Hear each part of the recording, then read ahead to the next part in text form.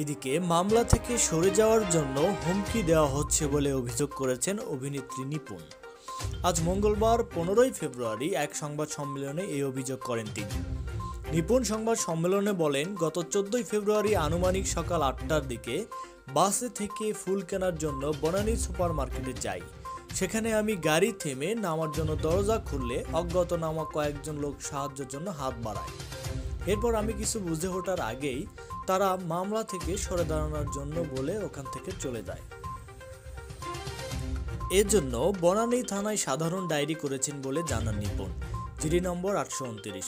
চলচ্চিত্র শিল্পী সমিতির সাধারণ সম্পাদক হিসেবে আমি রয়ে গিয়েছি, অন্য কেউ নয়। উল্লেখ করে নিপুণ বলেন, সবাই আদালতে নির্দেশকে ভুলভাবে ব্যাখ্যা করেছেন, হয়তো এটা মিস্টেক। তাই আজ গণমাধ্যম কর্মীদের মাধ্যমে ভুল তথ্যগুলো শুধরে দিতে চাই। মহামান্য আদালতের আদেশ অনুযায়ী আগামী 22শে ফেব্রুয়ারি পর্যন্ত আমি শিল্পী সমিতির সাধারণ সম্পাদক। এ পদে দায়িত্ব পালন করতে আমার কোনো বাধা নেই।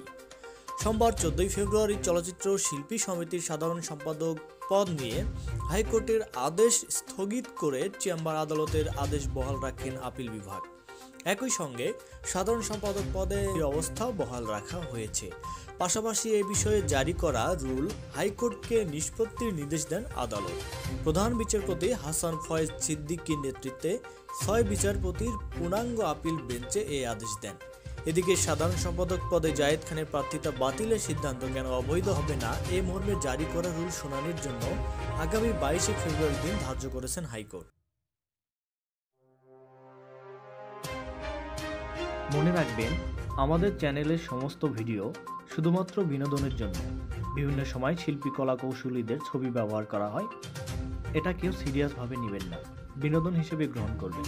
ধন্যবাদ।